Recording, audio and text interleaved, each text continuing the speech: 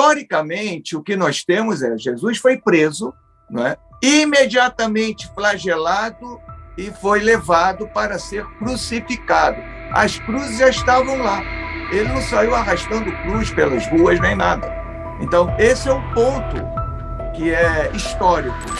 E André, você falou um pouco aí, deu esse panorama sobre quem foi Jesus, muito interessante, e não falou dos finalmente, que eu acho que tem muita disputa também sobre se ele foi crucificado, se ele foi julgado, sepultado. Você já falou um pouquinho sobre isso naquela nossa outra live, mas se puder dar só uma palhinha, só para a gente pegar esse fechamento aí, tem evidências históricas de que ele foi julgado, sepultado, crucificado e tudo, ou nem tanto assim? O que a gente sabe sobre os últimos dias de Jesus? Então, uma das poucas certezas que nós, pesquisadores, temos sobre Jesus e é a sua origem social. É um homem absolutamente de origem camponesa, um homem inteligentíssimo, mas não é, sem amigos poderosos, e que, em algum momento da sua trajetória, cruza o caminho das autoridades romanas. E, no entendimento dessas autoridades romanas, em conluio com um pequeno setor da elite judaica, Jesus vai parar na cruz. Se for o caso, depois a gente aprofunda os motivos que levaram ele a parar lá na cruz. Mas as autoridades romanas não perdem tempo julgando indivíduos que cometem crimes como rebelião de escravos, estupradores, assassinos e, principalmente, sediciosos, indivíduos que atentam contra, não é, o Império Romano. E é nesse caso que Jesus se insere. Então, a autoridade romana já encontra um indivíduo desse, já flagela ele e imediatamente crucifica. Do Império Romano, chegaram até nós uma infinidade de documentos, muita documentação, e eu estou falando de um império que é absolutamente gigantesco. Só para a nossa audiência poder entender, do ponto de vista da extensão, ele ia das Ilhas Britânicas até o Iraque e da Alemanha até a Somália. Então, é um império monstruoso, é um império gigantesco, não é? Nunca chegou até nós qualquer processo de qualquer indivíduo que tenha sido condenado à crucificação. Nada. Nunca chegou até nós nada disso. Então, há um dado que é importante.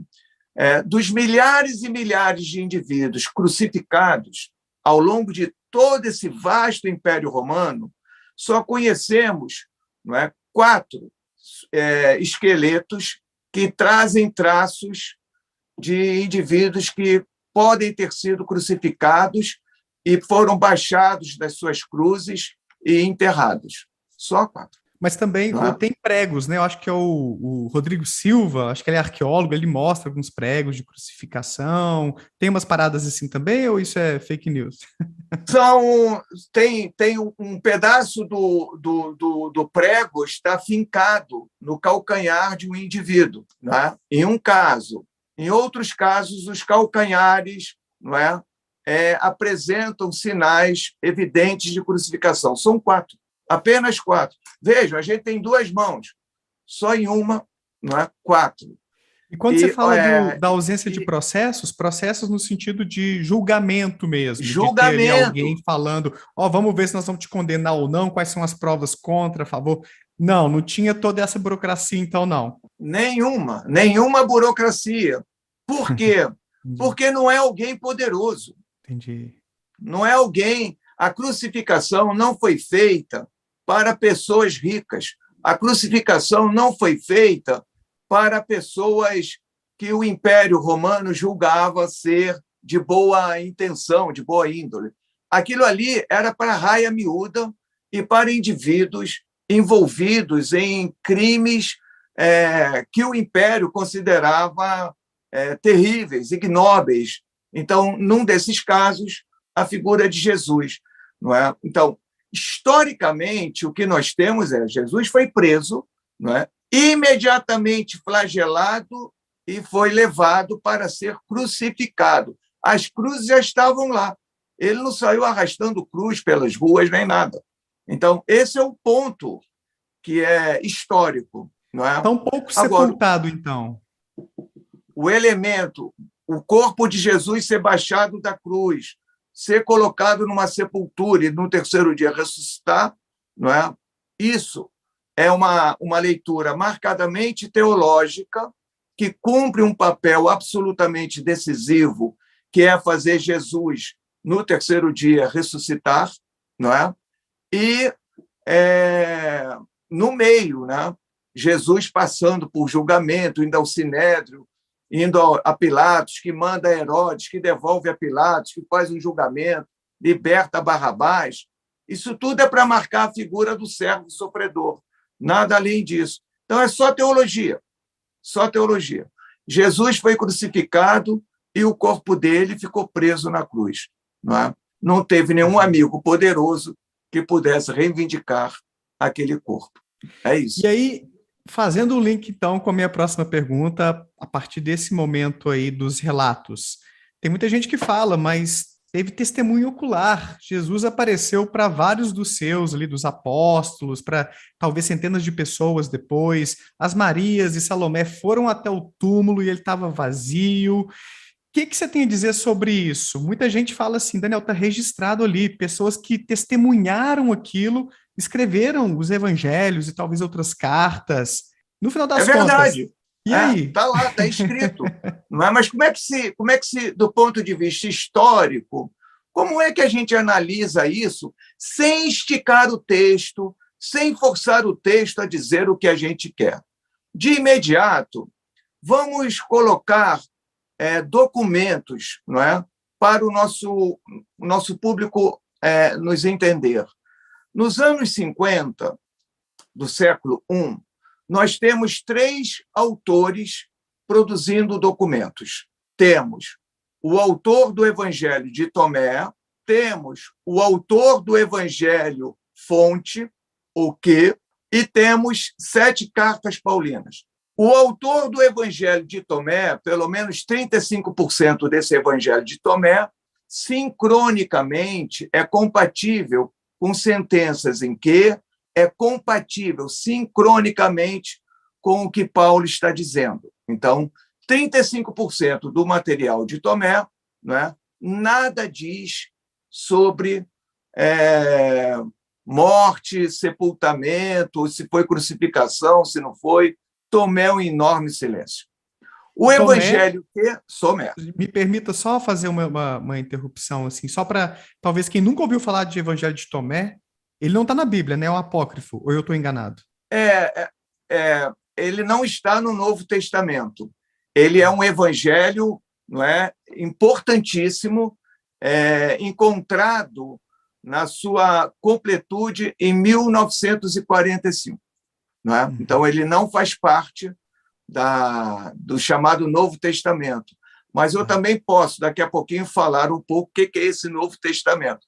Tá. Mas, então, Tomé nada falou sobre morte de Jesus. O Evangelho que nada falou sobre a morte de Jesus. Mas nós temos, sim, registros nas cartas paulinas. Então, Paulo, por exemplo, em 1 Coríntios, capítulo 15, diz que Jesus morreu, foi sepultado e no terceiro dia ressuscitou. E, ao ressuscitar, foi visto por Cefas, depois os 12, depois ele apareceu a 500, depois apareceu a Tiago e, por fim, não é, a Paulo, lá, o chamado abortivo. Então, Paulo faz esse registro. A primeira carta de Paulo aos Coríntios, ela é datada comumente entre o ano 54 e o ano 56. Então, é um documento antiquíssimo, né? Em média, 20 anos depois da morte de Jesus, ele está atestando, não é, que Jesus morreu, foi sepultado e no terceiro dia ressuscitou. E foi visto por. Não é? Em primeiro lugar, nessa narrativa de Paulo, o nosso público pode até acompanhar 1 Coríntios, capítulo 15, e versículo 1 e seguintes, vai observar que não há testemunhas oculares sobre onde o corpo de Jesus foi depositado. Né? Então, é fé. A pessoa teve fé que Jesus passou por essas situações todas e ele foi visto por. Essa é a coisa bacana. Essa experiência que você tem discutido, não é, em inúmeros programas que você faz, não é, nós nos depararmos com uma experiência de alguém já falecido, de alguém que, de repente, foi extremamente importante em nossas vidas, alguém que teve uma morte abrupta, uma morte inesperada, não é, de forma alguma, um caso isolado.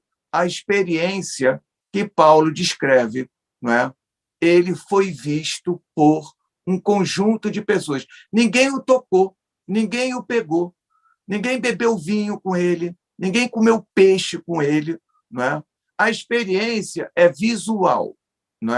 Tudo indica que nós estamos aí diante de estados alterados de consciência, de pessoas que estão ali vivendo um enorme pesar e que, de repente, se deparam com esse Jesus que aparece vivo para eles. Jesus não fala nada, mas Jesus está lá. Então, é algo que você vai demandar a fé, que é o elemento básico para você poder crer que aquela experiência visual que Paulo tomou conhecimento, e está descrevendo foi, de fato, um acontecimento histórico. Porque uma coisa é a pessoa ter a experiência de ter visto alguém que faleceu. Outra coisa é aquela experiência ser real do ponto de vista de condizer com a realidade, não ser só um fruto de uma imaginação.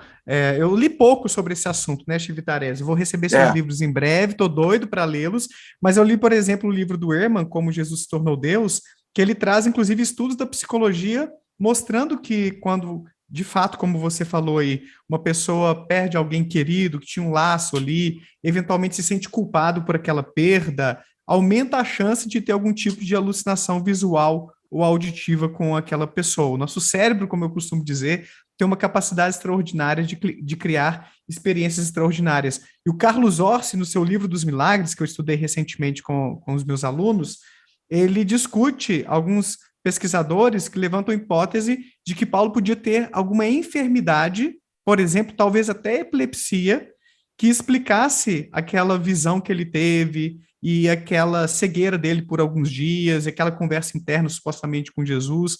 Então tem até hipóteses médicas para entender que talvez Paulo tenha tido uma alucinação causada por uma doença. Então são tantas as possibilidades da psicologia, da medicina para a gente entender essas coisas, fora, obviamente, que lendas vão sendo formadas, mentirinhas vão sendo contadas, que a gente não tem, então, nenhuma, pelo que você está explicando, uma credibilidade assim, histórica de que Jesus, de fato, apareceu depois de supostamente ter sido sepultado para tanta gente assim. Então, isso é controverso. Então, um dado é concreto. A informação ela parte de um autor, mas nós temos 3 autores. Os outros 2 nada falaram sobre isso. Mas é uma informação antiquíssima. Mas ela está baseada única e exclusivamente num discurso de fé. Então, você, se tem fé, obviamente que você dará crédito àquilo que está sendo dito. A experiência visual, de fato, se torna real, concreto, o indivíduo não está mentindo, Mas, obviamente, que nós que fazemos pesquisas, nós não apostamos as nossas fichas, num argumento como esse. E aí, bom ou não, aqui é o Daniel Gontijo, espero que você tenha curtido esse corte. Clica aqui para ver a live completa lá no meu canal principal e para ver mais vídeos nessa pegada, não deixa de se inscrever por lá e por aqui também. Um abraço, tchau!